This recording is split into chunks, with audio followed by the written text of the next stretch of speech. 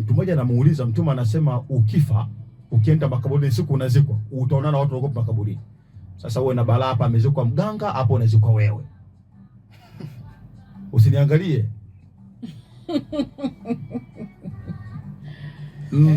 Utakwenda kujuta kaburi lako unapokwenda kuzikwa. Kionjeka hapa kazikwa mshirikina, kazikwa mzee Masonga, alikuwaga mchawi mkubwa huko, alafu umezikwa wewe. Utaipata. Sasa kule kaburini huo mnaonana.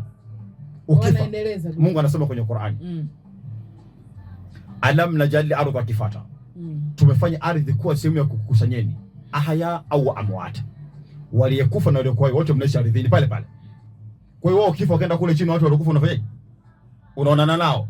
Mimi nakuambia usikutane na mzee Masonga, alikuwa mganga huku, alafu kafa na uganga, yaani kule ana salamu. Sasa uenda dhambi zile zinakuwa zinasabiana. Sasa ukizikwa, usio nao hao watu mnaonana kule.